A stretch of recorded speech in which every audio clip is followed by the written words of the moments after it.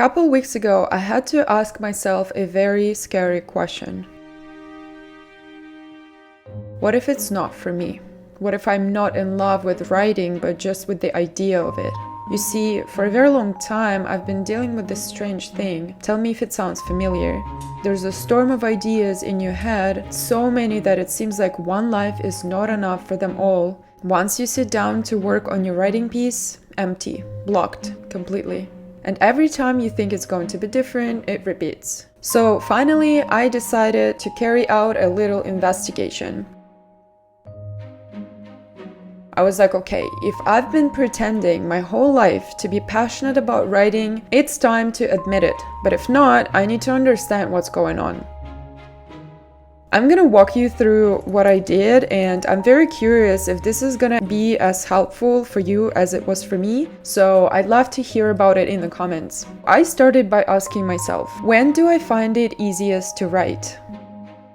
The answer was when I journal, as in write things down to just process or remember them. Let's call it my journaling voice. When do I find it most difficult to write? When I try to write a perfect piece that is planned in my content calendar. Let's call this one my writing voice. Now, if you're trying to build something with your art, like a brand or business, journaling about whatever comes to mind and hoping it can be used for future work seems too frivolous. It's too risky to rely on a chance like that if you have a creative goal you're working towards. But also, if you're getting too serious and anxious about it to the point where you're struggling every time you need to get the actual work done, that is neither productive nor enjoyable. So what do we do?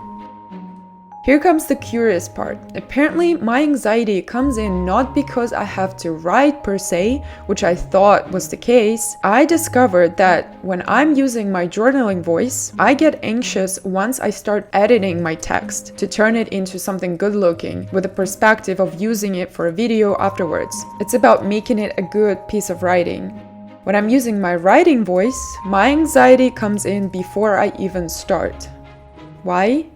Because my writing voice wants the text to be impeccable from the jump. So it's not writing that makes me scared, it's the pressure of wanting it to be perfect, outstanding, exceptional, whatever word is the scariest. And that's when I breathe a sigh of relief.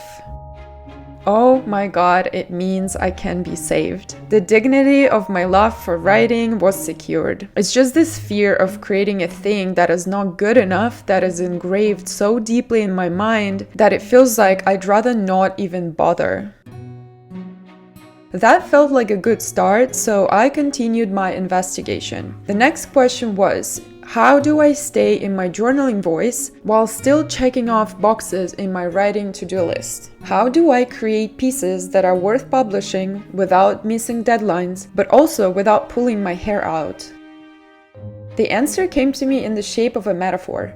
There are two sides of us. Our writing voice is our inner parent, our inner mom or dad side, pretty controlling, pretty harsh, very serious, a perfectionist.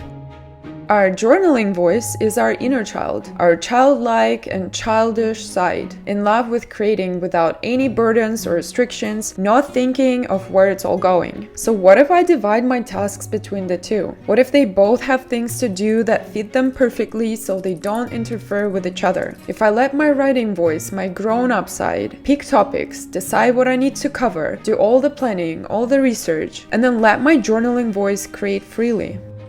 As for editing and polishing the piece, I will risk it and I will leave it to my journaling voice, provided that my writing voice can be present and get involved, but only if things get out of hand. So the controlling side gets to control, the creative side gets to create.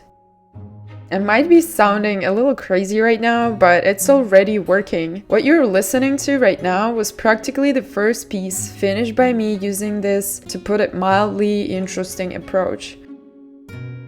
I'm rather excited about this little collaboration of the different sides of me that I just initiated. Now I'm gonna go and have a little party with all of them because they and I deserve it. If you try this method, I'd be happy to hear how it goes. I'll see you in the next video.